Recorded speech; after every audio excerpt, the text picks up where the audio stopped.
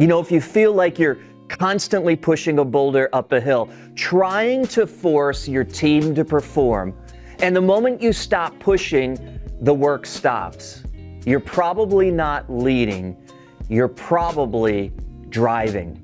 And driving people eventually drives them away. Most people use the words management and leadership interchangeably, but the two couldn't be further from each other in a more practical sense. Management, we know, it's all about systems and processes, inefficiency, things that are really important. But true leadership is about people and influence and their growth. So what I want to do is talk to you about one mindset shift you need to make to stop driving and start guiding. Peter Drucker famously said, management is doing things right. Leadership is doing the right things. But let's take that idea a step further with a concept I go into with every leader that I coach or spend time with. It's not about what you get from your people. It's what you want to get for your people. And that's a big difference.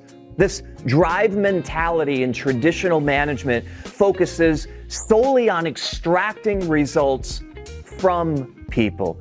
In fact, it treats your team like a fleet of rental cars. You drive them constantly to get to the destination, but if the engine blows up, what do? You just get a new one. Eventually, this leads to burnout, turnover, and something called the rescuer trap, where you, as the leader, have to step in and fix everything yourself because you haven't built the capacity in your team.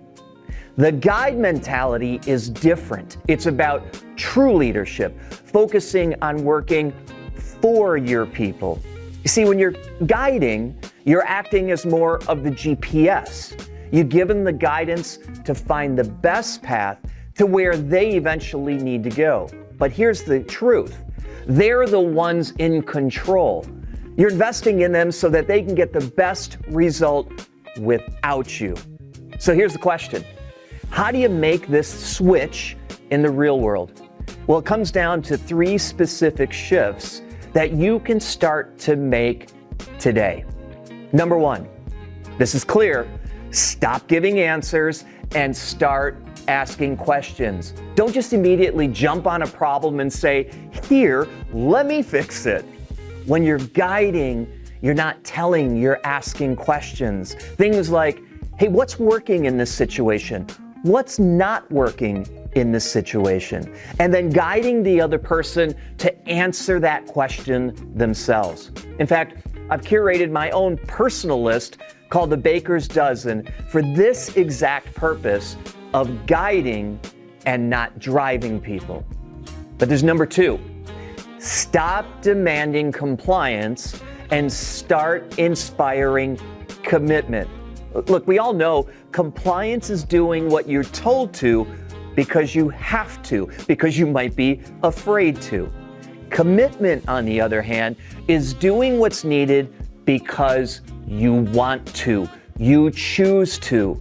We get compliance by using authority, but we get commitment by using influence, by connecting their daily tasks to a bigger vision that they see themselves actually being a part of and wanting to be a part of.